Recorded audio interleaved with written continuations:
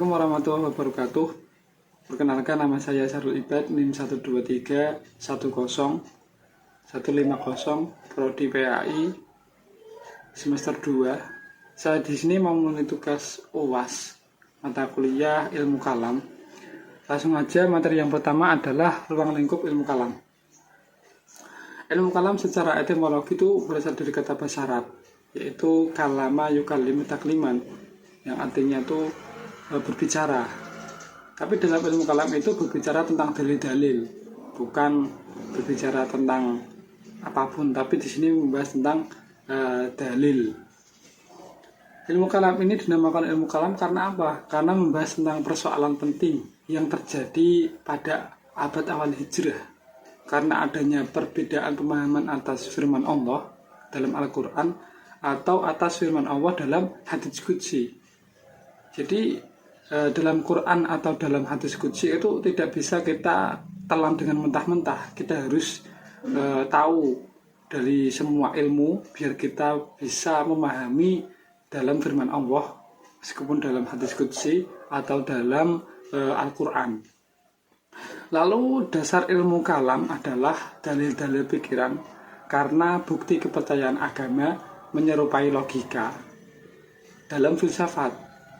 Maka pembuktian dalam soal-soal agama ini dinamakan ilmu kalam. Ilmu kalam pun juga bisa disebut dengan ilmu usuluddin, pokok-pokok agama, bisa disebut dengan ilmu tauhid, bisa disebut dengan ilmu fikih dan teologi Islam. Karena apa? Ilmu tauhid juga menggunakan dalil-dalil yang bisa menguatkan.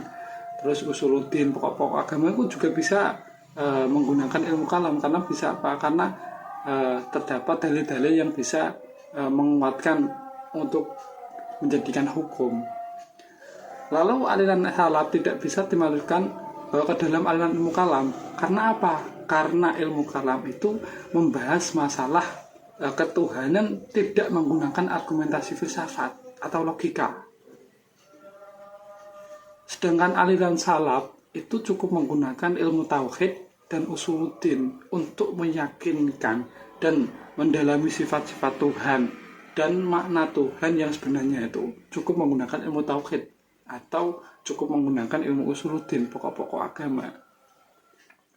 Di masa kenabian tidak ada perbedaan mengenai akidah dan ketuhanan. Karena apa?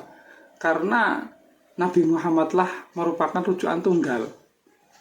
Seseorang yang tidak paham atas akidah atau tidak paham mengetahui ketuhanan, dia mencari Rasulullah untuk mencari pencerahan. Sehingga pada Nabi pun tidak ada perbedaan pendapat di kalangan sahabat, karena langsung rujukannya kepada Rasulullah. Secara definisi, ilmu kalam berawal dari peristiwa tahkim antara Ali bin Abi Thalib dengan Muawiyah bin Abu Sufyan. Sejarah munculnya persoalan ilmu kalam. Ilmu kalam tidak lahir secara spontan, namun melainkan telah melalui proses yang cukup panjang, didahului oleh munculnya persoalan ilmu kalam secara parsial. Setiap suatu persoalan ilmu kalam muncul, pastilah ada muncul pendapat yang berbeda, bahkan saling bertentangan, yang akhirnya melahirkan aliran lagi. Langsung aja ke materi munculnya Khawarij.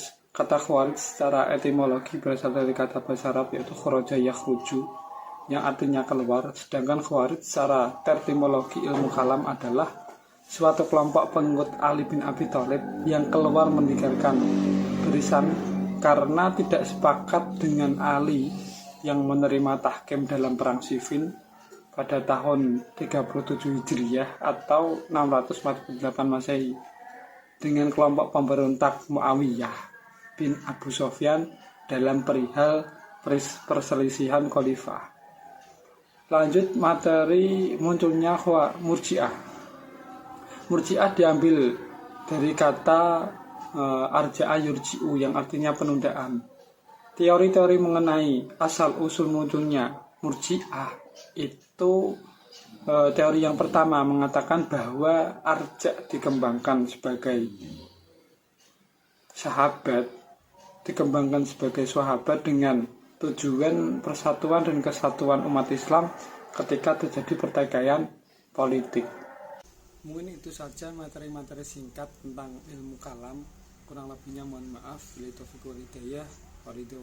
Assalamualaikum warahmatullahi wabarakatuh.